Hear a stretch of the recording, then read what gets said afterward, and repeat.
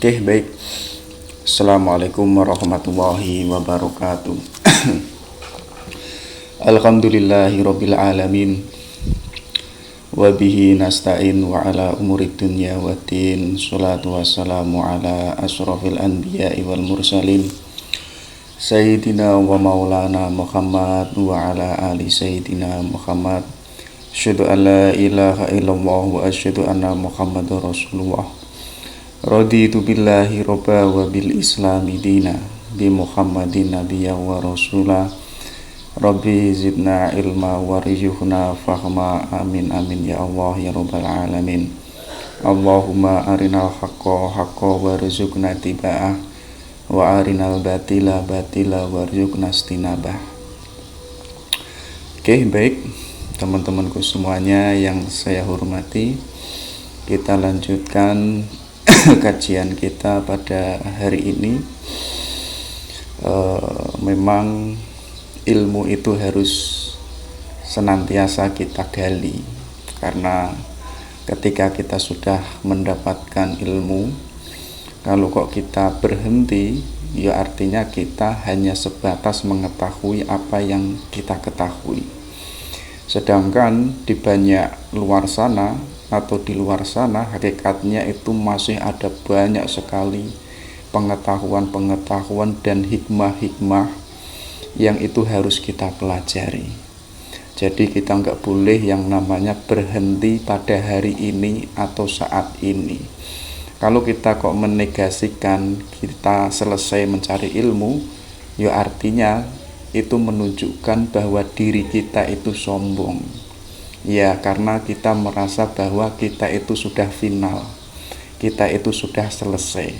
Nah, untuk agar kita menghindari diri kita ini agar tidak sombong, kita harus senantiasa mencari ilmu. Jadi orang yang punya gairah, punya spirit mencari ilmu, itu tandanya dirinya itu merasa tidak tahu atau merasa tidak bisa apa-apa. Ya, kalau kita kok sudah merasa bisa, merasa sudah punya ilmu, ya artinya kita itu tadi terjebak pada kesombongan. Nah, untuk agar kita itu tidak terjebak di wilayah kesombongan, kita harus senantiasa menggali ilmu. Dengan moto apa? Dengan motonya Sokrates yang beberapa pertemuan kemarin pernah kita kaji, yang beliau ini menegaskan bahwa aku belum bisa apa-apa, dan aku sadar bahwa diriku ini tidak tahu apa-apa. Jadi kalau orang itu menyadari bahwa dirinya itu tidak tahu apa-apa, hakikatnya dirinya itu ingin mau membuka, ingin senantiasa membuka hatinya untuk menerima ilmu. Berbeda dengan orang yang itu sudah merasa bisa, ya, walaupun itu diberikan pengetahuan, diceramahi, ya, atau mengikuti seminar. Kalau kok sejak awal sudah menegasikan aku sudah tahu, ya bagaimanapun ilmu itu sulit untuk masuk ke dalam diri kita. Jadi bagaimanapun di level kita, entah itu di umur berapa, ya, tapi kita tetap menggunakan moto yang tadi, aku belum bisa, aku belum tahu. Nah, tahunya kapan? Yo tidak ada. Karena apa? Karena ilmu itu tidak terbatas. Karena hakikatnya ilmu itu kan miliknya Tuhan. Sedangkan manusia itu sifatnya itu terbatas. Kalau manusia itu terbatas, hakikatnya dia tidak bisa menjangkau seluruh pengetahuan yang itu dimiliki oleh Tuhan. Nah, itu yang pertama. Yang kedua ilmu itu kayak seni. Semakin kita mencari ilmu, semakin kita mengolah ilmu atau mendayagunakan ilmu itu, maka ilmu yang kita miliki ini akan semakin indah, seperti halnya seni. Jadi seni itu kan sesuatu yang eksotis, yang indah, ya. Kenapa kok kelihatan indah? Karena sebelumnya itu selalu diupayakan, selalu dilatih. Jadi hari ini kok teman-teman tiba-tiba itu melukis, itu kan rasanya kan belum indah. tapi kok setiap hari melukis ya, setiap waktu melukis itu nanti lama-lama lukisannya yang mulanya itu tampak tidak indah itu lama-lama akan tampak menjadi indah. Kalau tampak sudah menjadi indah, maka semua orang itu akan mengatakan bahwa lukisan ini adalah lukisan yang indah. Nah, sebagaimana kayak ilmu ya, ilmu apapun yang kita miliki itu harus kita olah secara terus-menerus atau selalu kita upayakan biar ilmu ini akan tampak indah, walaupun hakikatnya sendiri ilmu itu kan sudah indah, ya kan? Jadi tidak ada yang namanya ilmu itu tidak indah. Semua ilmu itu pasti indah karena sumbernya ilmu itu adalah dari yang maha indah. Nah, kita mungkin yang sudah punya ilmu walaupun sedikit itu harus kita latih secara terus-menerus biar apa? Biar ilmu itu akan tampil di dalam diri kita, yang itu keluar dalam perilaku kita sehingga perilaku kita itu akan tampak indah, akan tampak eksotis. Nah, jadi teman-teman, yang membuat kita hidup itu indah itu sebenarnya itu adalah bukan pakaian kita, bukan make up kita, tapi apa? Tapi yang membuat hidup kita indah itu adalah ilmu itu sendiri. Jadi hakikatnya kalau memakai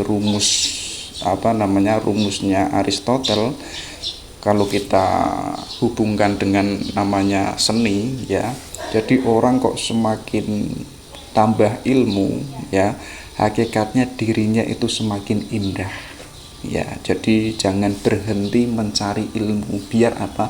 Biar kita itu akan tampak semakin indah dan semakin indah. Itu kan logikanya Aristotle kan demikian. Walaupun di awal itu Aristotle mengatakan orang yang itu semakin punya ilmu dan ilmunya semakin bertambah, hakikatnya nanti dirinya itu akan semakin bahagia.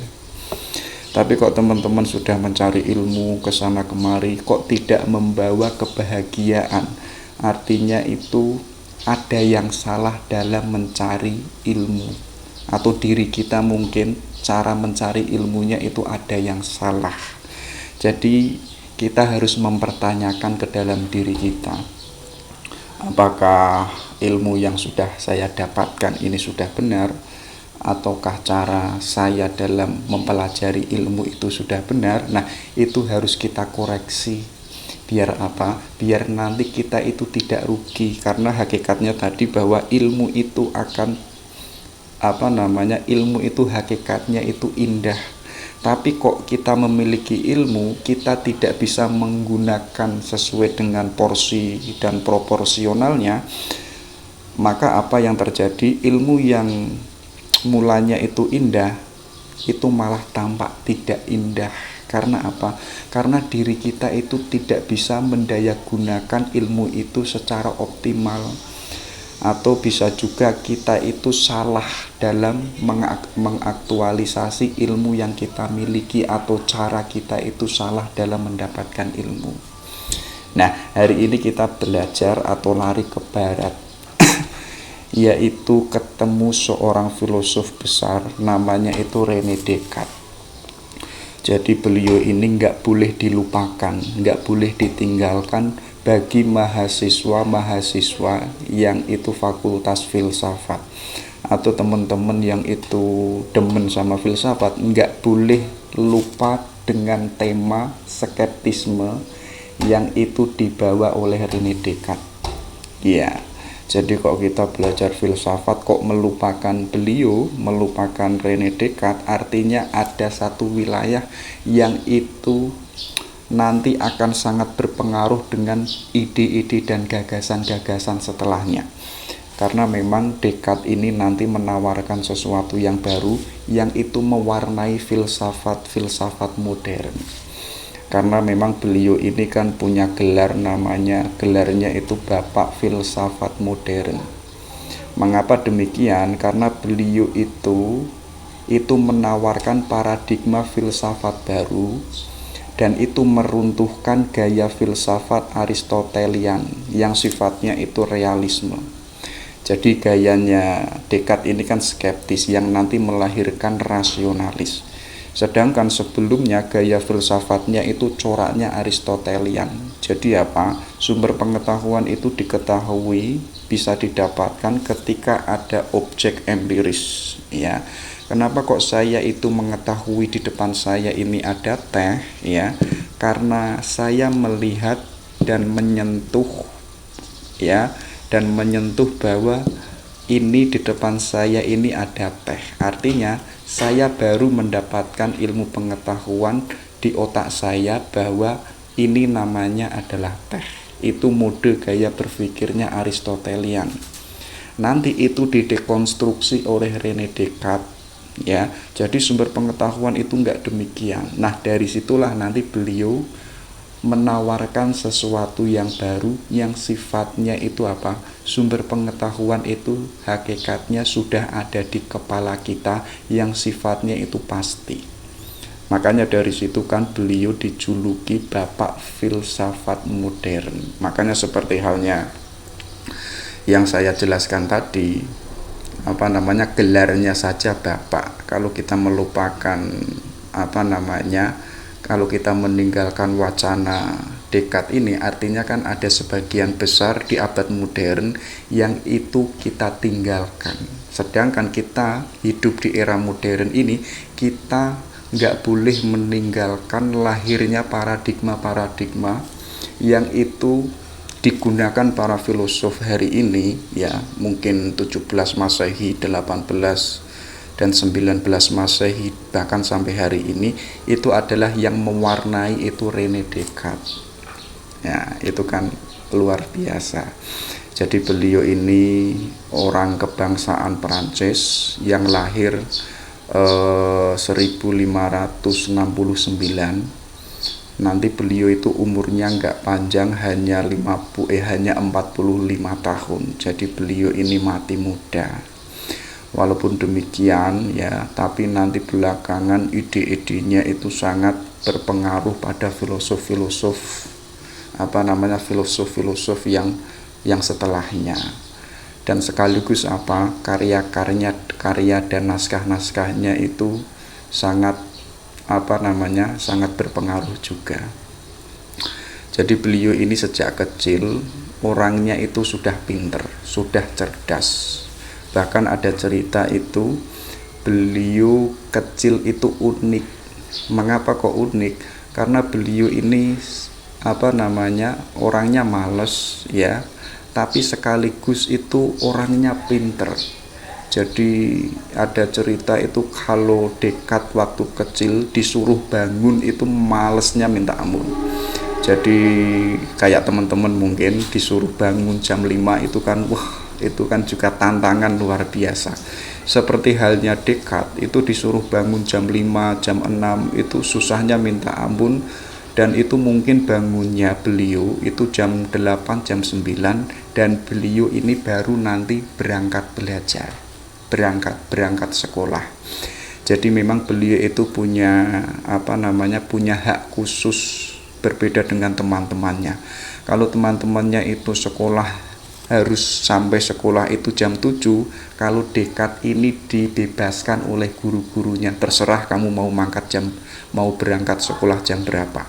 Karena apa? Saat itu walaupun beliau posisinya masih kecil, itu sudah dikenal oleh para guru-gurunya bahwa Descartes ini bukan orang sembarangan. Itu kan sudah ada tanda-tanda bahwa beliau itu sejak kecil sudah pintar, sudah cerdas. Maka nggak salah belakangan nanti kan menjadi orang besar. Nanti menginjak dewasa, ya, beliau ini atau ayahnya itu punya harapan dan punya keinginan kalau Descartes ini harus menjadi seorang lawyer atau seorang pengacara. Tapi Descartes ini tidak setuju dengan ayahnya, dan Descartes ini minatnya itu ingin menjadi tentara. Ya, jadi mungkin ada beberapa yang itu crash dengan ayahnya, dan Descartes itu memilih jalannya sendiri untuk menjadi militer. Jadi beliau itu daftar militer dan itu diterima menjadi militer nasional di Perancis, yang nanti kabarnya karena memang tadi yang saya sebut sejak kecil itu sudah cerdas, dan beliau ini ditugaskan di bagian merancang strategi peperangan. Ya, jadi beliau itu hidupnya nggak belajar terus, tapi ada momen-momen di mana beliau itu juga berkiprah di dunia tentara. Walaupun beliau di sana pun juga memakai akalnya juga untuk menyusun strategi. Nanti pun juga ada momen-momen di mana beliau ini yang mulanya suka di dunia tentara, tiba-tiba itu hidupnya itu terbalik. Yang mulanya tentara pupus, atau minatnya itu pupus, dan beliau itu lari ke dalam dunia filsafat. Itu kan agak jomplang kan, yang mulanya seorang tentara itu kan biasanya menggunakan fisik ya, walaupun akalnya itu digunakan hanya seberapa, tapi beliau ini lari ke dalam dunia filsafat yang itu harus menggunakan daya akalnya secara 100%. Jadi memang ada momen itu seperti pencerahan, atau yang kita sebut di judul besarnya itu mengalami skeptisme. Jadi memang kalau teman-teman itu cermat, itu kan ada banyak para filosof, para cendekiawan yang itu mengalami keguncangan jiwa. Kalau dalam dunia filsafat itu skeptisme, mempertanyakan hakikat diriku itu siapa, dan mempertanyakan hakikat dunia ini apa, tujuan hidup saya itu apa. Ya, kayak Al-Ghazali itu kan, beliau kan mengalami skeptisme, bahkan nggak mau makan, keluarganya itu dicuekin, bahkan sampai sakit-sakitan. Bahkan kalau teman-teman itu melihat filmnya itu kan sampai jenggotnya sampai panjang. Gambarannya kayak orang gila, nggak keurus. Itu seperti halnya kondisi orang skeptisme, karena kondisinya itu bingung, belum ketemu makna hidup yang hakiki itu yang bagaimana dan seperti apa. Coba teman-teman di momen-momen hidupnya itu mengalami skeptis atau enggak. Biasanya orang yang itu sudah mengalami skeptisme dan menemukan jawaban, biasanya orangnya itu berubah total. Mungkin yang mulanya itu seorang penjahat atau orang nakal, tiba-tiba itu berubah menjadi seorang ustadz, berubah menjadi orang baik. Itu ada sejenis mengalami skeptisme. Kita kan hari ini kan kadang agak merasa aneh dengan mungkin ada beberapa teman kita yang mulanya sangat nakal sekali, yang mabuk-mabukan, main perempuan, tiba-tiba kok hidupnya itu kalau dibandingkan dengan diri kita, itu diri kita nggak ada apa-apanya ya. Teman kita kan tiba-tiba langsung pengajian, sholawatan, majelis zikir, majelis ilmu, sedangkan diri kita kan hanya sibuk di ini terus ya. Jadi hidup kita hanya selonjor saja. Teman-teman kita yang itu mengalami skeptisme, hidupnya langsung berubah total. Itu sama halnya dengan René Descartes. Jadi memang suatu ketika beliau itu mungkin ada di sejenis istirahatnya para tentara Perancis itu, dan beliau itu mengalami peristiwa mimpi yang itu terjadi 3 kali. Ya, dan itu nanti menjadi pertanyaan besar bagi René Descartes untuk mempertanyakan bahwa yang hakiki itu hidup saat ini, apakah yang hakiki itu saat saya itu bermimpi. Kita bermimpi itu kan merasa bahwa itu kan sebenarnya, ya kan, saat kita mengalami kondisi mimpi. Tapi nanti ketika saat kita bangun, kita baru sadar ternyata bahwa mimpi itu tidak nyata. Nah, itu dipertanyakan oleh yang namanya René Descartes. Jadi hidup ini itu sebenarnya itu mimpi atau tidak, atau jangan-jangan sekarang kita itu mimpi yang tiba-tiba nanti kita itu tidak sadar terbangun, ternyata kemarin itu semuanya mimpi semuanya, atau semuanya itu tidak hakiki. Ya kan, kita kan coba pertanyakan ya, hari ini kita itu dalam kondisi mimpi atau tidak. Tapi kan kita tidak tahu untuk membuktikan sekarang ini kita sedang mimpi atau sedang tidak mimpi. Kita kan tidak bisa membuktikannya itu. Nanti bisa dibuktikan kan saat kita itu tiba-tiba terbangun, oh ternyata kemarin itu ya ada kajian Descartes, ada kajian Al-Ghazali, ada kajian Mula Sandra dan lain sebagainya, ternyata semuanya itu mimpi, ya kan? Itu kan sama seperti banyak para filosof terutama itu Sufi Jawa, Syekh Siti Jenar, itu kan juga agak mirip pendapatnya bahwa dunia ini hanya mimpi. Yang hakiki nanti ketika kita itu sudah bangun di alam akhirat, itulah kehidupan yang paling hakiki. Nah, nanti ya atas peristiwa mengalami mimpi ini dan mempertanyakan kehidupan dan dirinya, nanti beliau itu uzlah ya. Jadi beliau itu uzlah lama sekali, bahkan ceritanya itu sampai 34 tahun, dan itu menjelajah seluruh wilayah Eropa. Dan beliau nanti translate di Belanda, dan di Belanda nanti juga lama sekali beliau itu menyendiri dan uzlah. Dan di dalam autobiografinya itu, saat uzlah itu tidak ada orang dan dia hanya sendirian ya, dan dia otomatis seorang Descartes kan tidak hanya tidur. Kita uzlah hari ini kan menghabiskan waktu untuk tidur, tapi Descartes uzlah itu dia menghabiskan waktunya untuk berpikir. Nah, dari situlah nanti ada banyak sekali naskah dan buku yang itu ditulis oleh René Descartes saat beliau ini waktu uzlah.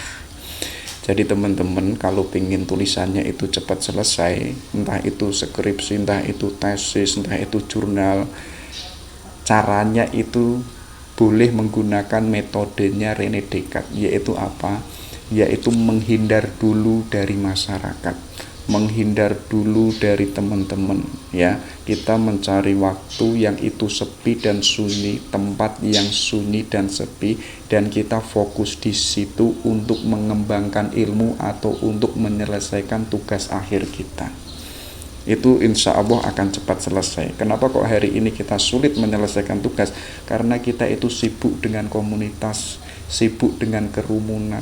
Nah, seperti halnya Descartes, beliau saat sendiri dan menyendiri, ya mungkin saat itu mungkin jomblo kan, itu dari situ malah beliau punya gagasan yang otentik dan menemukan makna kehidupan yang paling hakiki, yang nanti akan kita kaji. Dan tidak salah, nanti dari tulisan-tulisan yang banyak ini nanti dikenal banyak orang, dan beliau nanti namanya itu melambung, namanya itu kayak artis, dikenal banyak oleh orang Belanda. Dari situlah nanti beliau itu dipanggil untuk mengisi seminar, untuk mengisi kajian-kajian dan lain sebagainya. Nah, nanti belakangan ide-ide, gagasan-gagasan yang paling pokok dan sekaligus paling terbesar itu adalah matematika. Karena beliau itu dibalik seorang filosof dan juga seorang ahli matematikawan, dan sekaligus beliau itu ahli logika.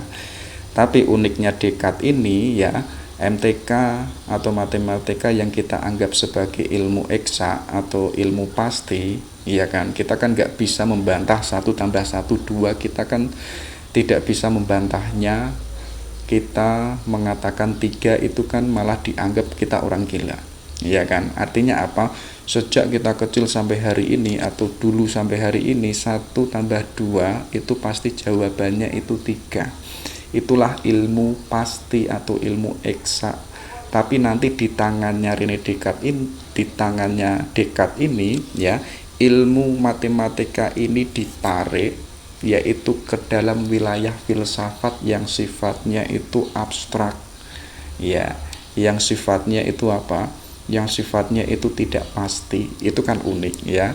Jadi kita hari ini kan agak sulit memasukkan matematika ke dalam dunia filsafat, kan agak sulit ya, karena filsafat itu kan logis dan itu bisa menjangkau sesuatu yang itu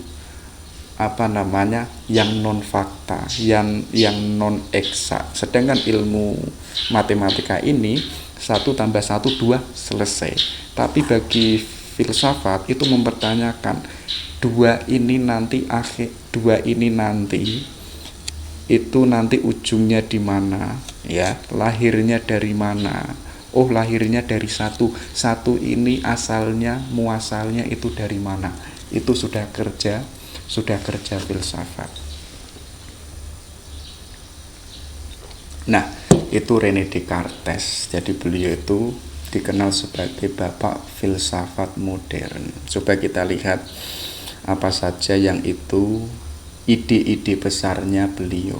Pertama, beliau itu punya moto hidup yang unik menurut saya. Jadi beliau itu mengatakan, I desire the life in peace and the continue.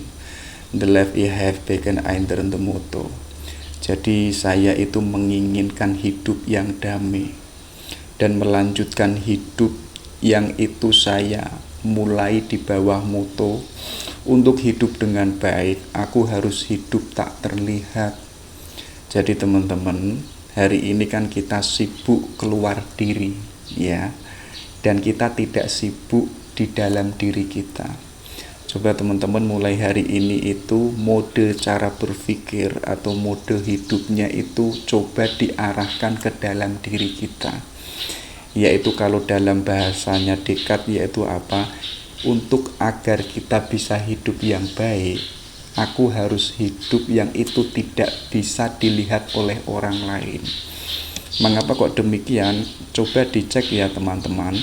Kalau kita hidup sendirian, kita itu merasa bebas ya. Kita mau melakukan apa, kita mau fokus belajar, kita mau fokus merenung dan berpikir, mau fokus mengembangkan diri, itu kan bebas dan kita tidak terikat oleh dogma, oleh komunitas, oleh sosial dan lain sebagainya. Bukan berarti kita itu menolak adanya kehidupan di luar sana. Kita nggak menolak itu, tapi kita harus punya waktu, tidak hanya sedikit melainkan waktu yang itu banyak untuk siapa? Untuk diri kita. Dengan apa? Dengan uzlah. Dengan apa? Dengan hidup menyendiri. Jadi itu menurut saya itu cara yang paling baik. Bahkan sampai hari ini itu saya masih menggunakan itu. Hari ini kan ada istilah introvert dan ekstrovert. Jadi jangan samakan uzlah atau menyendiri itu diibaratkan sama dengan orang introvert. Jadi kalau introvert itu kan bawaan sejak kecil ya, orangnya mungkin ya antisosial dan lain sebagainya. Tapi orang yang itu mau menyendiri, mau merenungi kehidupannya, itu malah dirinya itu mudah untuk mengembangkan diri menjadi manusia yang baik. Kenapa kok demikian? Karena kita hari ini seperti yang saya sebutkan tadi, kita kan sibuk dengan sesuatu yang ada di luar diri kita. Dan kita kadang tidak mempertanyakan sesuatu yang kita ikuti, yang kita sibuk di sana, yang itu hakikatnya ada di luar diri kita. Kita hari ini kan tidak pernah mempertanyakan apakah sesuatu itu kompatibel dengan kehidupan saya. Apakah sesuatu yang di luar sana yang kita ikuti itu baik untuk kehidupan saya? Kita kan tidak pernah mempertanyakan itu, ya kan? Kita kan hari ini hanya mengalir, tapi tidak mempertanyakan aliran air ini mau kemana, ujungnya nanti di mana. Kita kan tidak pernah mempertanyakan itu, ya kan? Karena apa? Banyak sekali mode hari ini yang saya baca sifatnya itu hanya manut. Hanya manut, yaitu mengikuti aliran air yang itu sudah mengalir. dan kita lupa mempertanyakan aliran ini nanti ujungnya itu ujungnya itu nanti jurang, ujungnya nanti laut, ujungnya nanti telaga, ujungnya nanti danau yang indah. Kita kan tidak mempertanyakan itu, tapi kita sibuk pada aliran ini, dan kita itu terbengkalai dengan aliran ini. Sehingga kalau kita tidak mengikuti mereka, maka hidup kita itu merasa kesepian. Iya kan? Saya itu punya teman, kalau dia itu tidak kumpul sama orang-orang, hidupnya itu merasa menderita. Jadi kalau saya baca, dia menemukan kebahagiaan, menemukan kedamaian hidupnya ketika dia itu berkerumun dengan orang lain. Itu menurut saya absurd. Tapi kalau kita mengikuti motonya Descartes, ya, maka kita harus punya waktu untuk diri kita. Karena di situ kita itu bisa berdialog, dan dialog itu pasti dialog yang objektif. Kita hari ini kan sering mempertanyakan kepada orang lain, aku ini sudah baik atau belum, aku ini sudah ganteng atau belum, aku ini orangnya bagaimana. Kita kan sering mencari diri kita, yang itu mencari jawaban yang ada di luar diri kita. Mungkin bertanya sama pacarnya, mungkin ke ustadznya, mungkin ke teman-temannya. Tapi yang jauh lebih esensial ketika kita itu menyendiri, ya, di kehidupan di kehidupan kita yang itu tidak ada orang lain, dan kita coba mempertanyakan, aku ini sudah menjadi manusia yang baik atau belum. Itu seharusnya yang bertanya itu adalah diri kita, dan sekaligus yang menjawab itu adalah diri kita. Dan otomatis karena itu tidak ada orang lain, pasti jawaban kita itu adalah jawaban yang jujur, tidak terpengaruh dengan orang lain, tidak terpengaruh dengan asumsi orang lain. Nah, ketika kita kok sudah mendapati diri kita ini coraknya A dan B, ya, dan kita hiduplah di situ. Makanya moto kedua ini beliau mengatakan, saat aku tak terlihat, disitulah aku berkembang. Jadi untuk kita bisa berkembang menjadi manusia yang itu punya nilai, punya tujuan, punya punya makna dalam hidupnya, coba ya hidup yang itu tidak terlihat oleh orang lain. Jadi bukan berarti itu hidup menyendiri itu tidak ngapa-ngapain, tapi hidup menyendiri itu mendayagunakan akalnya untuk mendapatkan sesuatu yang lebih hakiki. Dulu saya sering dikritik sama teman-teman, ya. Kritikannya kalimatnya begini, kamu itu dolannya kurang jauh, jadi kamu itu mainnya kurang jauh. Itu kalau saat itu saya mau mendekonstruksi, mereka mungkin kalah argumen. Karena orang menyendiri itu tidak hanya tidur, tidak hanya boring, tidak hanya menghabiskan kota, tapi orang menyendiri itu orang yang senantiasa mengembangkan dirinya, yang itu versi dirinya sendiri, bukan versinya orang lain, ya. Jadi saya akan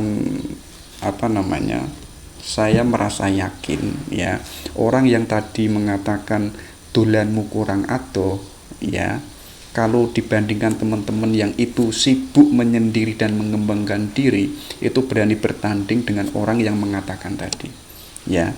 Kita kan hari ini menyendiri itu mengembangkan diri, membaca dan lain sebagainya. Kita mengetahui corak berpikirnya Descartes, mengetahui corak berpikirnya Plato, Plotinus, Seneca, Marcus Aurelius, Robiah Al-Adawiyah dan lain sebagainya. Itu kan berkat kita itu tak terlihat oleh orang lain. Sedangkan teman kita yang tadi mengatakan dolanmu kurang adoh, mereka belum tentu mengetahui bagaimana corak filsafatnya para filosof tadi yang saya sebutkan. Karena karena mereka ilmunya itu mengandalkan sejauh mana dia itu pergi, dia itu dolan.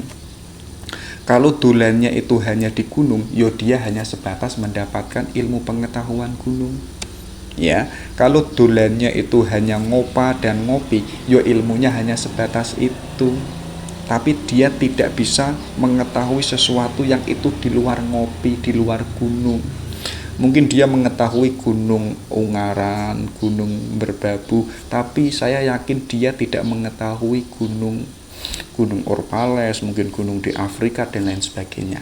Dan itu jauh lebih lebih hakiki ketika kita itu menegasikan ayo kita hidup menyendiri, tapi tidak hanya menyendiri tidak ngapa-ngapain, tapi mengembangkan diri. Makanya nanti di beberapa kehidupan dekat ya, beliau karena tadi ceritanya itu 34 tahun itu uzlah dan itu menjelajah ke seluruh Eropa, dan itu kan sampai nanti transit di Belanda, dan beliau di sana itu masih uzlah, dan hasil dari uzlahnya itu kan nanti beliau menemukan gagasan-gagasan yang baru, dan itu meruntuhkan cara berpikir yang sebelumnya yang sifatnya itu Aristotelian. Iya kan? Makanya beliau kan hasil dari moto hidupnya ini, beliau nanti kan dikenal sebagai bapak filsafat modern. Kalau tadi yang saya sebutkan kita kok sibuk dengan kerumunan, sibuk dengan mengumpul yang gak jelas, yuk kita tidak dikenal oleh orang. Ya, eksis kita sebagai manusia itu tidak bisa dibaca oleh alam. Ya, untuk agar kita itu otentik menjadi diri kita sendiri ya, dan kita itu bisa dibaca oleh orang dan alam,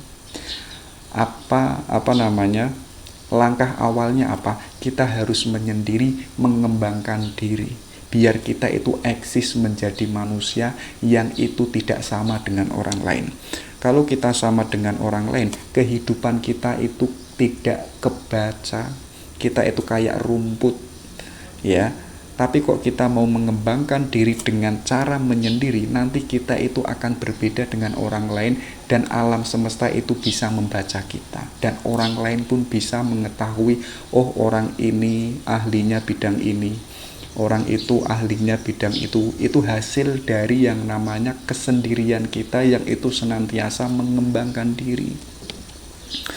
Makanya Socrates itu ya,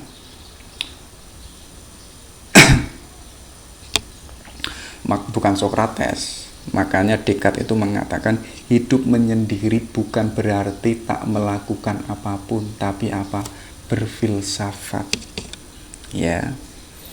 Itu kan unik ya. Jadi teman-teman coba membuat moto, hidup ini untuk apa, jalan hidup saya itu bagaimana, dan lain sebagainya. Tapi bagi Descartes, hidup menyendiri itu bukan berarti tidak melakukan apapun, tapi belajar, tapi berfilsafat, menemukan hakikat hidup ini apa. Karena tadi Descartes itu kan mengalami skeptisme, belum menemukan jawaban-jawaban yang itu hakiki. Karena beliau itu meragukan semuanya, karena dianggap bagi beliau semuanya itu tidak pasti. Makanya selanjutnya, hidup tanpa berfilsafat sebenarnya sama dengan menutup mata tanpa berusaha membukanya. Jadi hidup ini kan indah, hidup ini banyak nilai, dan hidup ini banyak sesuatu yang mungkin hari ini belum bisa kita ketahui. Nah, tapi kok kita tidak mau hidup dengan cara berfilsafat, atau tidak mau menggunakan akal kita yang itu dengan cara berfilsafat, itu sama saja seperti kita itu ketika hidup itu menutup mata kita. Kalau itu menutup mata kita, artinya kita tidak tahu ada perempuan cantik di sana, ada lautan indah di sana, ada mata yang anggun di sana ya. Nah, untuk bisa mengetahui ada sesuatu yang indah, sesuatu cewek yang cantik di sana, matanya yang anggun, coba kita membuka mata kita dengan kacamata filsafat ya. Jadi mungkin sains itu mengatakan cewek itu cantik, tapi kok kita menggunakan akal dalam berfilsafat, cantik itu terbatas atau tak terbatas? Waduh gaya nih. Ataukah cantik yang dimiliki perempuan itu buatan atau asli? Kalau itu buatan, sumbernya dari mana? Kalau itu asli, aslinya dari mana? Wah, itu kan nggak selesai-selesai. Nah itu, jadi bukalah mata kita. Dengan apa? Dengan ayo kita berpikir menggunakan filsafat, biar kita itu mengetahui bahwa dunia ini ternyata itu indah. Oke, itu motonya René Descartes. Nah, ini sebagai jantung filsafatnya René Descartes. Jadi beliau itu punya punya indigium, doubt is the origin of wisdom. Jadi keraguan itu asal muasalnya kebijaksanaan. Jadi teman-teman ya, kayak tadi kan René Descartes itu kan skeptisme, meragukan sesuatu. Nah, bagi René Descartes itu meragukan atau doubt is the origin of wisdom itu kalau kita mampu meragukan sesuatu yang kita ragukan dan kita kok belum menemukan sesuatu yang pasti ya, dan kita dasar utamanya itu meragukan, maka itu sebagai asal muasalnya kita untuk mendapatkan kebijaksanaan. Jadi kalau teman-teman menggunakan modenya René Descartes, ayo kita meragukan dan mempertanyakan semua dan apapun yang itu telah kita lihat ya, dan itu yang telah kita pikirkan, dan itu yang telah kita alami. Jadi apapun yang itu disebutkan, apapun yang itu terlintas di pikiran kita, di hati kita, yang terdengar oleh telinga kita, semuanya itu ragukan semuanya. Ya, kalau ada yang mengatakan di sana itu ada perempuan cantik, ragukanlah dulu. Kalau ada yang mengatakan Tuhan itu ada, ragukanlah dulu. Jadi jangan mudah untuk menerima sebelum kita itu mengetahui kebenarannya. Hari ini kan berbeda. Ya, padahal hari ini kan modelnya abadnya kan abad modern. Harusnya abad modern itu kan juga memakai kacamatanya Descartes. Tapi hari ini chaosnya atau absurdnya itu apa?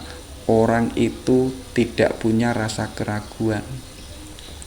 Ya, kalau orang itu tidak punya rasa keraguan, artinya orangnya itu tidak bisa menemukan wisdom, tidak bisa menemukan asal muasal kebijaksanaan. Nah, bagi Descartes, untuk agar kita bisa menemukan kebijaksanaan, ya kita harus meragukan. Apa yang diragukan? Semuanya yang kita lihat, yang sudah kita miliki, bahkan ilmu pengetahuan yang sudah kita dapatkan, itu layak untuk kita ragukan. Ya, walaupun sumber ilmu kita sejak SD mungkin dari guru kita, dari ustadz kita, dari kiai kita, dari buku kita, dari buku yang sudah kita baca, atau dari dosen kita, atau dari pengalaman kita, semuanya itu layak untuk kita ragukan. Karena kita tidak bisa meyakini atau memastikan ya, ilmu yang disampaikan oleh guru itu sesuatu yang semuanya itu benar, itu belum pasti juga kebenarannya. Ya, hari ini kan orang simpel. Pokoknya yang disampaikan oleh ustadz ini pokoknya benar. Dan itu tidak bisa dibantah. Dan itu kebenarannya hakiki. Wah, dan itu luar biasa. Tapi kalau kita menggunakan Descartes, itu apa? Coba saya cek dulu, saya pertanyakan dulu, benar nggak sih yang diucapkan oleh ustadz itu? Nah, kemudian apa? Meragukannya. Nggak mungkin lah, masa begitu? Masa belum mencari ilmu, masa sudah masa sudah mengharapkan barokah? Itu kan konyol. Nah, itu kan meragukan. Nah, itu tadi, bahkan ilmu yang sudah kita miliki, yang itu mungkin sejak SD sampai saat kita itu S2, itu layak untuk kita ragukan. Mungkin dosen kita itu sudah menceramai kita, ilmu ini demikian, dia sudah mentransferkan ilmunya kepada kita. Loh, Tapi diri kita yang itu harus menerimanya, kadang diri kita itu kan tidak siap menerima ilmu. Mungkin saat itu, saat kuliah, mungkin kita ngantuk, mungkin kita tertidur, mungkin kita tidak fokus. Loh, itu kan artinya ilmu yang disampaikan yang mulanya itu mungkin kebenaran, ya, kemudian masuk ke dalam diri kita, tapi kondisi subjektivitas kita itu tidak siap menerima ilmu. Artinya ilmunya itu perlu dipertanyakan, perlu diragukan. Yang lebih absurdnya lagi, yang disampaikan itu belum tentu benar, yang menerimanya itu pun juga tidak siap menerima ilmu, yang itu pun juga kebenarannya belum mesti benar. Itu kan chaos di atas chaos, atau rusak di atasnya rusak. Makanya apa? Ayo kita ragukan. Bahkan tidak hanya pengetahuan yang kita miliki, yang sumbernya itu dari manapun tadi. Bahkan apa? Keyakinan kita itu pun juga harus kita ragukan loh ya. Ya, hari ini kan kita meyakini Tuhan itu satu, Tuhan itu ada di atas langit, Maha Esa dan lain sebagainya. Loh, itu buktinya mana? Agama-agama yang lain pun juga mereka punya asumsi dan keyakinan yang berbeda kok.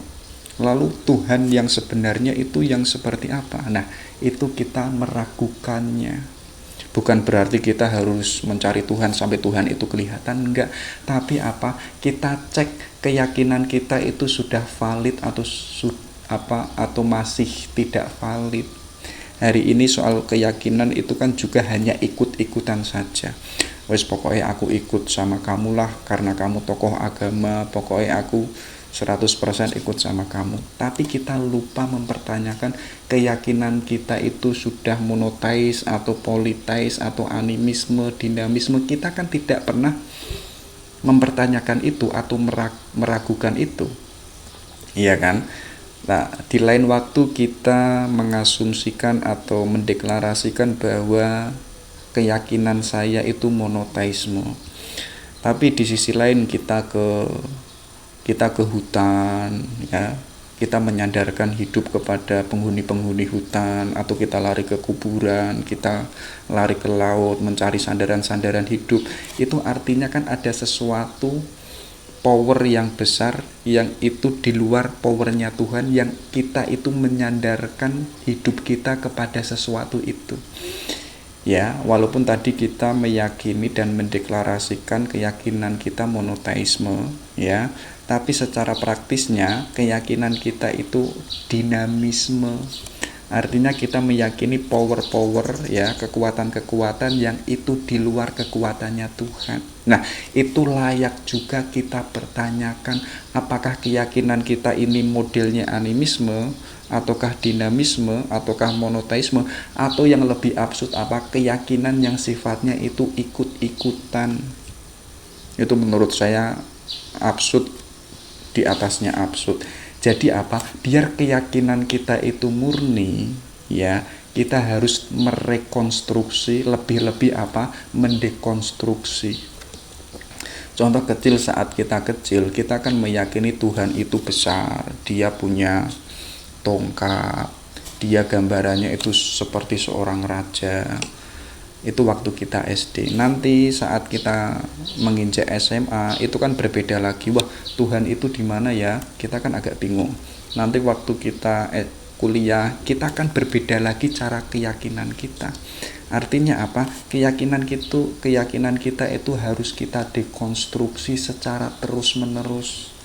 Karena kita tidak tahu bahwa ada beberapa keyakinan yang kita yakini itu kadang keluar dari keyakinan yang sifatnya itu monoteisme. Ya kan, kalau teman-teman itu mungkin yang beragama itu kan pengen yang monoteis, tapi jangan salah, mungkin ada beberapa loh yang kita yakini itu animisme atau dinamisme. Jadi apapun itu ragukanlah, pertanyakanlah, entah itu dimanapun, entah itu sumbernya dari manapun, itu layak untuk dipertanyakan. Nah, itu rumus filsafatnya René Descartes. Kenapa kok demikian? Biar kita itu nanti bisa menemukan the origin of wisdom. biar kita itu apa? Menemukan asal muasal kebijaksanaan. Itu catatannya. Nah, ini metodenya. Kenapa kok tadi kita disuruh meragukan, mempertanyakan? Coba dicek ya. Jadi Rene Descartes itu menggambarkan ada seseorang yang itu membawa keranjang yang isinya itu apel. Dan apelnya yang ada di dalam keranjang ini sangat banyak. Tapi orang ini khawatir. Apa yang dikhawatirkan? Dia menganggap atau mengira di keranjang yang isinya apel itu, dia menganggap ada beberapa yang apelnya itu sudah busuk. Akhirnya apa? Jalan satu-satunya orang ini mengeluarkan seluruh apelnya yang itu dari keranjangnya itu. Nah, ketika apelnya itu sudah dikeluarkan, orang ini kemudian apa? Yaitu memilah dan memilih mana apel yang busuk, mana apel yang baik. Oh, ini yang kecut, oh ini yang sudah busuk, oh ini yang sudah ada setengah keruak dan lain sebagainya. Nah, itu yang apel yang jelek dipisahkan dan apel yang baik itu dipisahkan. Nanti kalau itu sudah dipisah antara apel yang busuk dan tidak, apel yang baik ini nanti dimasukkan lagi ke dalam keranjang. Artinya apa? Artinya biar apel yang baik ini tidak biar tidak busuk sebagaimana apel yang tadi sudah busuk.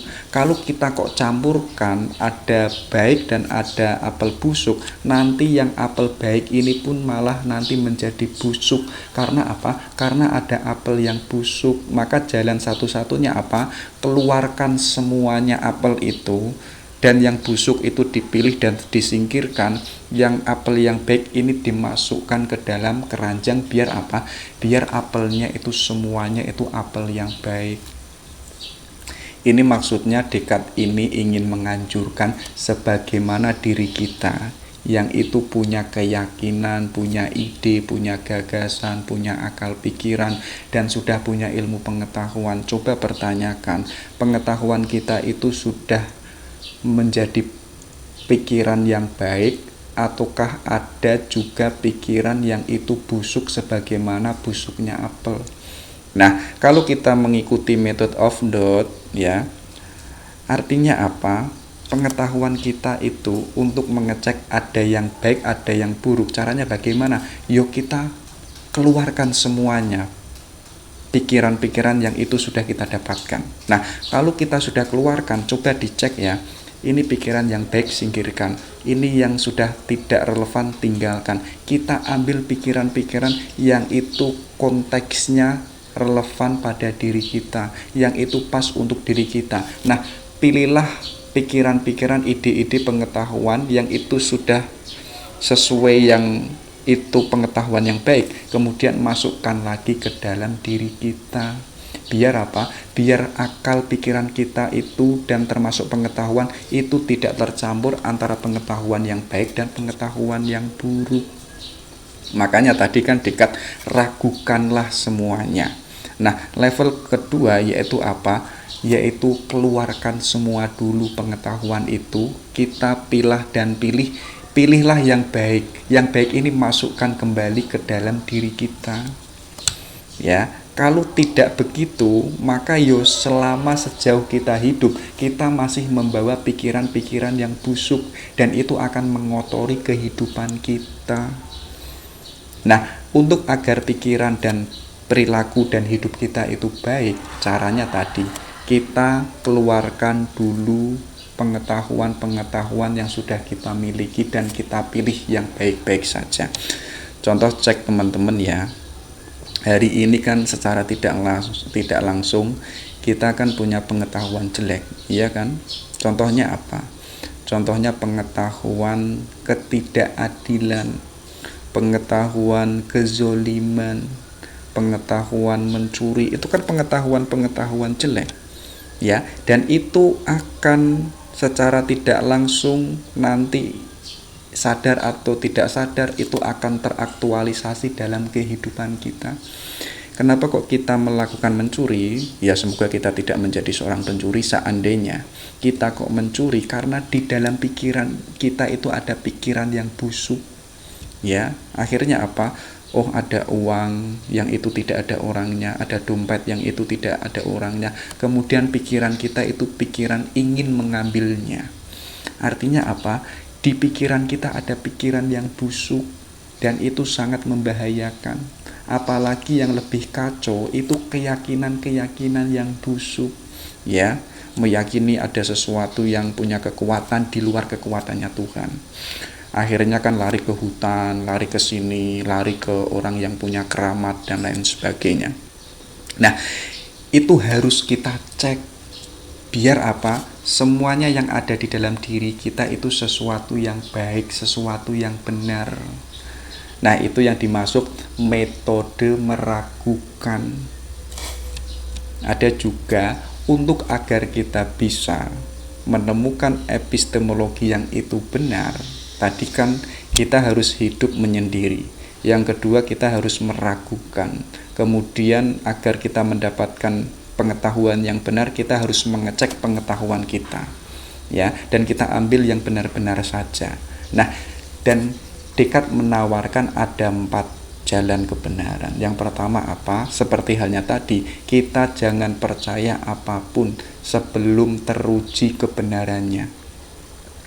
Jadi kan banyak hal di mana kita itu hidup, kita kan tidak pernah mempertanyakan kebenarannya. Bahkan kita itu tidak mau menguji kebenarannya. Itu kan gaya berpikir hari ini kan, wes pokoknya percaya aja lah. Ya. Contoh kecil, ada orang misalkan begini, saya mengetahui jelas ada suara burung yang itu berkicau di pagi hari, yang itu pusatnya ada di belakang saya. Tiba-tiba temanku yang ada di sebelah itu mengatakan itu suara mbek. Kalau kok saya hanya percaya saja sama temanku ini, artinya apa? Suara burung yang itu jelas-jelas berkicau di pagi hari, ya. Kok saya hanya percaya saja? Yo akhirnya saya meyakini bahwa suara burung itu adalah suara embek. Coba teman-teman dicek ya hari ini, kita keyakinannya itu kayak demikian atau tidak. Padahal kalau kita menggunakan metode kayak begitu, yo kita tidak menguji dan kita tidak menemukan kebenarannya. Jelas-jelas yang bersuara itu burung, tapi kok kita mengujinya, kita mau melihat, kita mau mengecek, kita mau mencari validitasnya, dan kita tahu itu suaranya burung. Tapi kok kita hanya yakin sama teman yang ada di sebelah ini, misalkan, yang dia mengatakan itu suara mbek, ya sudah. Akhirnya kita terjebak pada kepercayaan yang salah. Ya, karena apa? Karena kita itu tidak mau menguji validitasnya. Itu yang pertama. Yang kedua apa? Kita harus menganalisis setiap problem yang itu pernah kita jumpai. Tadi mode pertama kan kita harus menguji kebenarannya. Kalau kita sudah menguji dan mendapatkan kebenarannya, kalau problem ini, masalahnya ini, dan kita sudah menemukan kebenarannya ini dan ini dan ini, kita analisis. Ya, ada laptop, ada teh, ya, kemudian ada meja, ada teman-teman, kita analisis. Kalau kita sudah menemukan kebenaran-kebenaran ini, lalu apa yang harus saya lakukan, temuan apa yang harus saya tawarkan. Nah, jadi hidup kita itu pun juga harus memakai kacamata analisis. Contoh kecil, ketika teman-teman misalkan ada di kedai kopi, melihat ada laki-laki dan perempuan berduaan, dan itu jam 12 malam. Coba dianalisis, ya. Jam 12 malam, kira-kira itu nanti pulang ke kosnya atau pulang ke hotel. Kalau pulang ke kosnya, otomatis itu kosnya dikunci, dan itu mungkin tidak boleh masuk oleh ibu kosnya. Lalu dia itu nanti tidur kemana? Antara cewek dan ceweknya itu, yang itu sudah jam 12, kemungkinan besar itu adalah tidur di kos cowoknya. dan kemungkinan besar itu adalah tidur di hotel. Nah, itu kan menganalisis. Ya, kenapa kok kita mampu menganalisis? Karena ada problem, dan problem yang kita dapatkan ini berawal dari data. Ada kesenjangan yang seharusnya tadi perempuan itu pulang jam 9 atau sebelum jam 10, kok jam 12 masih ngopi. Artinya ada sesuatu yang itu akan dilakukannya. Ya, seperti tadi, kalau pulang ke kos itu nggak mungkin. Artinya mungkin juga pulang ke sini atau pulang ke sini. Artinya kita harus bisa menganalisis sesuatu. Yang ketiga apa? Kita harus mampu mengidentifikasi semua kemungkinan dari adanya satu masalah ini. Kayak seperti tadi, ada satu masalah perempuan dan laki-laki ngopi jam 12. Coba kita identifikasi dari masalah itu. Oh, mungkin bisa tidur di kos temennya perempuannya itu. Kan bisa. Oh, mungkin bisa tidur di masjid MAJT, misalkan di terasnya. Oh, mungkin bisa tidur di dalam mobilnya. Itu artinya apa? Satu masalah yang kita dapatkan, kita mampu mengidentifikasi dengan berbagai macam solusi yang ada. Artinya apa? Kita punya banyak paradigma, kita punya banyak solusi. Walaupun yang kita dapatkan itu hanya satu problem, tapi untuk memecahkan satu problem ini kita punya banyak jalan. Caranya yaitu apa? Mengidentifikasi dari satu level ke level yang lain. Kalau kita tadi sudah meragukan, kemudian kita menganalisis, kemudian kita mengidentifikasi, yang terakhir apa? Temukanlah solusinya, yang itu mulai dari yang mudah sampai yang lebih sulit, sampai yang paling sulit, yaitu harus secara sistematis. Kita nggak boleh satu masalah yang besar ini akhirnya kita melupakan masalah yang itu paling kecil. Harus step by step. Harus apa? Masalah yang kecil ini harus kita selesaikan dulu. Hari ini kan masalah negara ini kan banyak sekali. Ya, kita hari ini mungkin mahasiswa, kita melihat ada masalah korupsi, ada masalah ITE, apalagi ada masalah BBM, ya kan? Kemudian kita ingin menyelesaikan masalah itu, kita harus menawarkan sama presiden ini dan ini dan ini. Itu kejauhan, karena itu masalahnya negara. Sedangkan kita itu yang mahasiswa, yuk kita mencari masalah kita yang mahasiswa. Ya, teman-teman skripsinya nggak selesai-selesai, ingin menyelesaikan, ingin memberikan solusi masalah negara, itu kan konyol. Yuk selesaikan dulu skripsinya. Ya, nanti kalau skripsinya selesai, yo selesaikan apalagi, baru menyelesaikan sesuatu yang lebih besar, yaitu tentunya harus sistematis, nggak boleh meloncat. Kayak teman-teman itu toh, waktu menyusun naskah itu kan banyak yang tidak sistematis. Di depan ngomongnya ini, tengah ngomongnya ini, belakang ngomongnya ini. Walaupun tema besarnya itu ini, tapi ngomongnya awal itu mengarah ke sana, tengah mengarah ke sini, belakang mengarah ke sini. Itu artinya tidak sistematis. Nah, itu tawarannya di Descartes. Nah, ini yang terkenal dari Descartes, yang itu hasil dari yang namanya skeptisme. Karena beliau tadi meragukan semua yang itu dialaminya.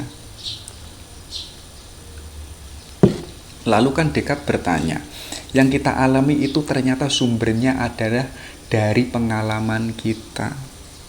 Nah, nanti kalau teman-teman itu cermat, rasionalismenya Descartes ini sebenarnya itu mengkritik atau mendekonstruksi pahamnya Aristotelian yang sifatnya itu realisme. Jadi realisme itu kan meyakini bahwa pengetahuan itu ada, itu hasil dari pengalaman.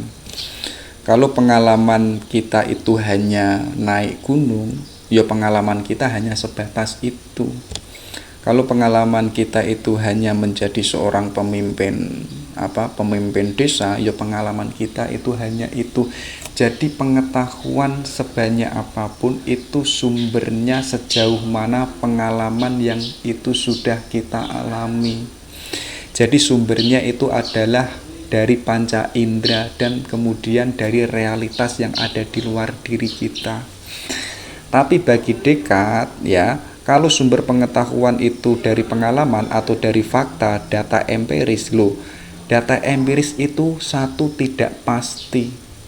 Hari ini perempuan itu cantik, besok itu berubah menjadi tidak cantik, Kenapa kok demikian? Kita tertipu dengan empiris, dengan data itu.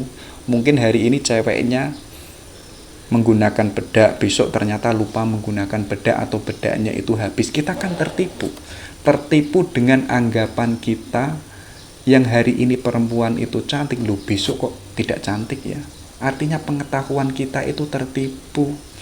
Dan banyak juga dan itu kan banyak diuraikan nanti di Descartes itu, coba dicek ya, pengetahuan yang sifatnya atau yang diambil dari panca indera itu kan bisa menipu dan bisa membohongi kita, ya kan.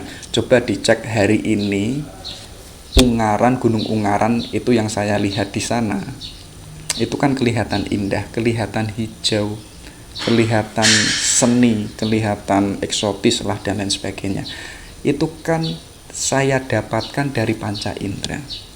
Tapi ketika saya cek dan saya menuju ke Gunung Ungaran, ternyata keindahannya itu tidak seperti keindahan ketika saya lihat dari kejauhan sini. Artinya apa? Pengetahuan datanya itu bisa menipu, ya kan? Contoh lagi, misalkan teman-teman ketika melihat purnama itu kan indah. Bulan itu kelihatan besar, kelihatan bercahaya dan lain sebagainya. Tapi kan kalau kita berpikir, purnama itu yang besar, yang indah, itu kebesarannya purnama kan tidak sebesar yang kita lihat dari panca indera. Ya kan, kita hari ini kan melihat bulan purnama kan besarnya seperti besarnya bola. Tapi kalau kita berpikir, besarnya itu tidak seperti halnya besarnya bola. Nah, untuk agar kita mendapatkan pengetahuan yang agar kita itu tidak tertipu dengan sumber pengetahuan yang itu didapatkan dari panca indera, maka kita harus menggunakan rasionalisme. Ya. Contoh kecil tadi, bulan itu kecil, itu kan ditangkap dari panca indera kita, tapi akal kita itu masih mengatakan bahwa bulan yang ada di atas sana itu ukurannya besar. Itu yang membenarkan adalah rasio kita. Jadi kalau kita hanya menggunakan empiris dan itu alatnya panca indera, kita banyak tertipu di situ. Makanya Descartes itu menggunakan, ayo kita menggunakan akal kita.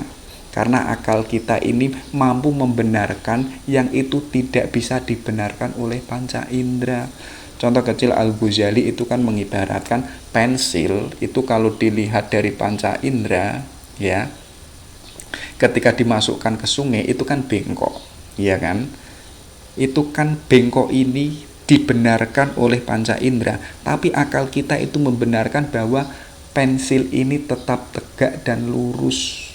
Nah, untuk agar kita bisa mengetahui pengetahuan yang itu sifatnya pasti dan kita biar tidak tertipu, maka kita harus menggunakan akal kita.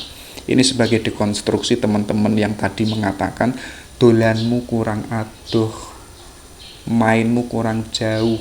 Itu kan merupakan pengetahuan yang sumbernya dari pengalaman. Nah, itu menjadi pertanyaan, ya, pengalaman itu bisa menipu dirimu. Dan pengalaman itu belum tentu baik semuanya. Dan pengalaman itu kalau tidak kamu uji, ya, seperti analisis, meragukan, identifikasi, membuat solusi dan lain sebagainya seperti tadi, kamu akan terjebak pada pengalamanmu itu. Jadi kalau ada orang hari ini mengatakan dolanmu kurang jauh, itu adalah gaya pikiran orang yang tidak mau belajar. Karena apa? Karena dirinya itu tidak tahu ada yang jauh lebih dari itu, yaitu apa? Akal rasional. yang itu bisa membaca, yang itu tidak bisa dibaca oleh pengalaman, yang alatnya itu alat indera. Makanya Descartes itu mengatakan, jika engkau ingin menjadi pencari kebenaran sejati, setidaknya lakukanlah sekali saja, dan kau ragukan segala hal. Ya, itu kan sudah saya jelaskan tadi. Maka apa? Carilah kebenaranmu sendiri dan jangan pernah jumut, karena kebenaran menurut mereka akan berbeda dengan kebenaran menurutmu. Kalau hari ini kita modenya jumut, ya sudah, kita tidak menemukan kebenaran yang itu versi diri kita. Ya, kalau hanya sendiko dawu, wis pokoke melu nganut wae, ya kita menjadi manusia yang tidak otentik. Kalau kita hanya sendiko dawu saja, lu belum tentu pengetahuan yang itu diberikan kepada kita itu kompatibel dengan kehidupan kita. Karena apa? Kehidupan dia itu berbeda dengan kehidupan saya. Masanya hidup dia pun juga berbeda dengan masa hidup saya. Artinya apa? Artinya pengetahuan kita itu harus relevan hari ini dan sesuai dengan porsi dan proporsional hidup saya. Makanya kita jangan jumut, jangan hanya sendiko dawuh. Ya kan teman-teman, itu kan banyak sekali yang alah ya, kan tidak pernah mempertanyakan atau meragukan kalau kita memakai kacamatanya René Descartes. Yo kalau kita jumut, yo kita tidak menemukan kebenaran yang itu menurutku, versiku, dan diri kita tidak otentik karena selalu mengikuti ini dan ini, sedangkan diri kita sendiri itu tidak pernah punya gagasan yang otentik. Kita tidak hidup menjadi manusia yang itu versi kita sendiri. Karena apa? Karena kita jumut sendiko dawuh saja. Itu menurut saya penyakit problem hari ini itu ada di situ. Ya mungkin nanti suatu saat kalau ada momen-momen tertentu, kalau sudah ilmu saya sudah mencukupi, saya akan menulis buku Jumut Era Modernisme, kan begitu. Nah, sekarang waktunya kita berfilsafat ya. Jadi teman-teman kok bingung piye to carane berfilsafat, piye to carane masuk dunia filsafat? Simple. Ayo sekarang waktunya berfilsafat. Kan demikian. Nah, Descartes dimulai tadi yaitu dengan meragukan semuanya. Bahkan alam semesta ini harus kita ragukan. Bahkan diri saya yang hidup ini itu harus kita ragukan. Bahkan sesuatu yang itu tidak nampak, yang itu sudah menjadi keyakinan kita, adanya Tuhan, adanya neraca, surga, jin dan iblis, itu kan sesuatu yang tidak nampak. Itu harus kita ragukan semuanya. Ya, harus kita pertanyakan semuanya. Nanti ketika orang itu sudah meragukan semuanya, bahkan pengetahuan yang dimiliki, bahkan keberadaan dirinya, ya kan? Kita kan hari ini hidup, ya. Hidup kita itu asli atau mimpi. Kita pun juga harus meragukan itu. Nah, nanti itu ditarik terus oleh René Descartes, ya. Nanti dia berpikir ada sesuatu loh yang itu tidak bisa saya ragukan, yang sifatnya itu pasti. Yaitu apa? Yaitu aku sendiri yang itu meragukan. Ya, meragukan itu apa? Mempertanyakan. Yaitu apa? Memikirkan sesuatu. Artinya apa? Sesuatu yang saya ragukan, yang saya pikirkan, ini adalah sesuatu yang tidak bisa dibantah, sesuatu yang satu-satunya tidak bisa saya ragukan. Nah, makanya dari situ apa? Saya yang berpikir, yang meragukan ini tidak bisa menipu saya. Hakikatnya itu pasti. Ya, jadi itu sesuatu yang hanya itu yang itu tidak bisa saya ragukan, walaupun semuanya itu bisa saya ragukan karena layak untuk saya ragukan. Baik itu Tuhan, baik itu dawuhnya ini, baik omongannya ini, baik buku ini, baik alam semesta, bahkan diri kita. Tapi Descartes menemukan kalau semuanya itu saya ragukan, tapi keraguan saya ini sesuatu yang pasti yang tidak bisa saya ragukan. Ya, maka dari situlah nanti ada indigium yang itu sangat terkenal sekali di dunia modern, yang itu cogito ergo sum. Aku berpikir maka aku ada. Itu adalah sesuatu yang tidak bisa saya ragukan keberadaannya. Kalau tadi saya meyakini ini, saya mendapatkan ilmu ini, saya sebagai ini, itu semuanya bisa saya ragukan. Tapi aku yang berpikir ini, saya tidak mampu meragukan. Artinya apa? Saya yang meragukan, yang berpikir ini, aku adalah keberadaanku sesuatu yang pasti. Tidak bisa dibantah, tidak bisa saya buang. Karena apa? Karena aku berpikir, maka aku ada, aku hidup, aku eksis, aku being, aku becoming, dan lain sebagainya. Jadi itu adalah indigium yang sangat terkenal sekali. Teman-teman kan itu di story-story, di IG, di WA itu kan sering membuat story cogito ergo sum. Coba ditanya maksudnya itu apa sih? Pasti orangnya itu pun juga masih bulat untuk menjelaskan. Nah, tapi kalau memakai filsafatnya Descartes itu, maksudnya itu aku yang berpikir ini, ya, ini adalah yang tidak bisa saya ragukan, sehingga aku itu ada sebagai manusia yang itu berpikir, yang itu meragukan. Ya, nanti teman-teman bolehlah cogito ergo sum nanti diganti apa? Aku mencintai, aku ada. Aku menulis, aku ada. Aku jomblo, aku ada. Kan begitu. Jadi terserah teman-teman itu mau filsafatnya itu bagaimana. Kalau menegasikan bahwa saya menulis maka aku ada, yo hiduplah terus menerus menulis. Karena keberadaanmu itu ada dan tidak ada, itu harus dibuktikan dengan menulis. Kalau teman-teman itu mencintai maka aku ada, yo cintailah semua orang, yo cintailah pacarmu, yo cintailah saudaramu, dan lain sebagainya. Itu sebagai bukti bahwa engkau itu tidak bisa diragukan sebagai manusia yang mencintai. Kan begitu logikanya. Nah, itu kan unik ya. Nah, dari situ ada suatu istilah init aides atau init aide. Jadi Descartes itu mempertanyakan. Tadi kan saya meragukan, mempertanyakan, dan saya sudah menemukan ada sesuatu yang itu tidak bisa saya ragukan lagi, yaitu aku yang meragukan dan aku yang berpikir, yang disebut sebagai cogito ergo sum tadi. Nah, Descartes itu melanjutkan mempertanyakan, loh, aku yang berpikir, aku yang meragukan ini, itu asalnya itu dari mana? Kok tiba-tiba aku bisa meragukan semuanya? Dan saya bisa menemukan sesuatu yang itu tidak bisa saya ragukan lagi. Nantilah di situ beliau menemukan ternyata ada init aides, yaitu apa? Ternyata manusia sejak lahir itu sudah punya ide dan gagasan bawaan, ya, yang itu sudah ditaruh di akal kepala kita. Contoh cek ya teman-teman, kita mengetahui perempuan cantik itu sebenarnya sudah ada pengetahuan cantik yang itu sejak kita kecil itu sudah ada di sini. Nanti kok kenapa kita mengatakan cantik? Karena ada sesuatu yang cantik. Walaupun hakikatnya kita itu sudah tahu, sudah punya ide kecantikan itu.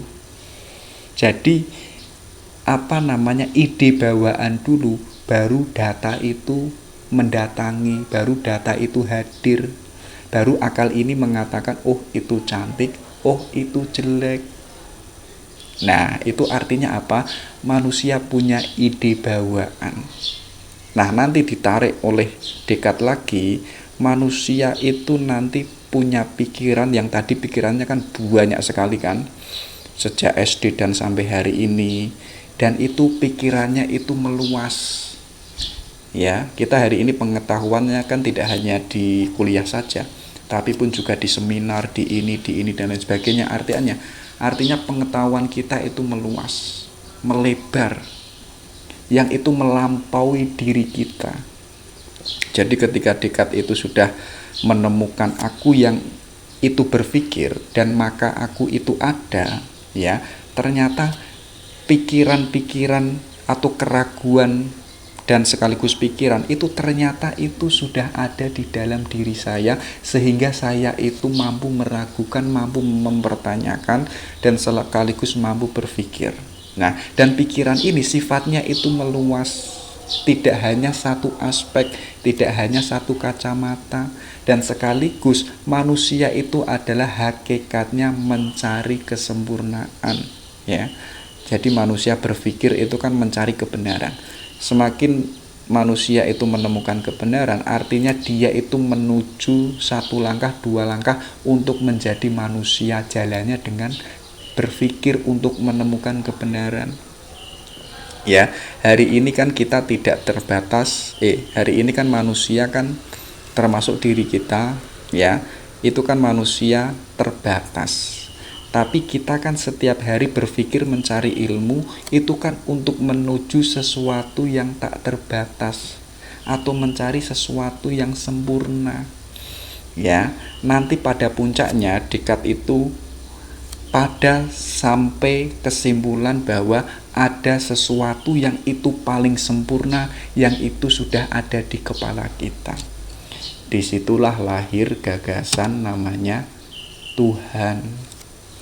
Jadi di pikiran kita tadi yang itu ada ide bawaan, pikiran kita akan meluas dan itu mencari kebenaran untuk mencari kesempurnaan yang puncaknya itu adalah maha kesempurnaan itu sendiri. Nah, tadi kan pertanyaan lahirnya ide atau saya yang meragukan ini, itu ternyata sudah ada yang menaruhnya. Yang menaruhnya ternyata itu bukan saya, melainkan apa? Melainkan sesuatu yang itu sifatnya maha, sifatnya sempurna, ya. Itu dia menaruhnya ke dalam otak saya yang disebut tadi ide bawaan. Nah, kenapa kok Descartes itu bisa menyimpulkan Tuhan itu maha sempurna dan lain sebagainya? Karena akal ini sudah punya gagasan tentang kesempurnaan, ya. Contoh kecil, misalkan perempuan ini cantik, pasti ada yang jauh lebih cantik. Ketika sudah menemukan yang lebih cantik lagi, ternyata ada jauh yang lebih cantik lagi. Itu adalah akal manusia. Sampai nanti pada puncaknya ada sesuatu yang itu maha kesempurnaan, yang ternyata itu sudah ada di dalam otak kita. Nah, itu kan nanti menjadi pertanyaan Descartes, kesempurnaan yang ada di otak kita itu yang memberikan itu siapa? Pasti yang memberikan itu adalah maha sempurna, maha paling indah, yang maha paling bijaksana dan lain sebagainya. Artinya ada sesuatu yang itu melebihi kesempurnaan yang ada di akal kita, yang kesempurnaan itu jauh lebih sempurna, yaitu adalah Tuhan. Itu kan luar biasa, iso tekan kuno orang. Makanya Descartes itu mendefinisikan Tuhan sebagai sesuatu yang luar biasa, abadi, maha besar, maha mengetahui, maha kuasa, pencipta dan lain sebagainya. Nah, itu bisa ditemukan dengan gaya akal manusia. Jalannya tadi, jalannya ayo kita berani enggak hidup menyendiri, uzlah. Uzlah tidak hanya tidur-tidur saja, tapi berfilsafat. Ya, nanti step kedua kita harus meragukan semuanya yang itu sudah kita dapatkan, entah keyakinan, entah ilmu pengetahuan, kita ragukan. Nanti kalau Descartes itu ada sesuatu yang itu tidak bisa saya ragukan lagi, yaitu aku yang meragukan ini, aku yang berpikir ini. Nah, sedangkan pikiran kita itu kan sudah punya pengetahuan tentang kesempurnaan, tentang kemahakuasaan dan lain sebagainya.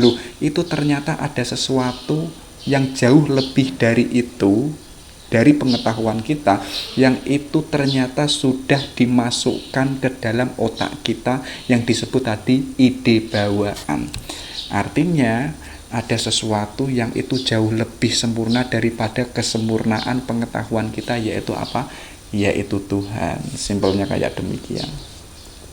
Jadi menjangkau Tuhan, menemukan Tuhan, tidak dengan kacamata agama, walaupun Descartes itu orangnya religius. Ya, jadi teman-teman itu berani nggak kayak begitu?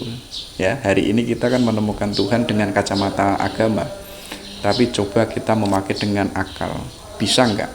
Biar apa? Biar keyakinan kita itu tambah absah, tambah valid dan lain sebagainya. Oke, terakhir ini nasihatnya Descartes.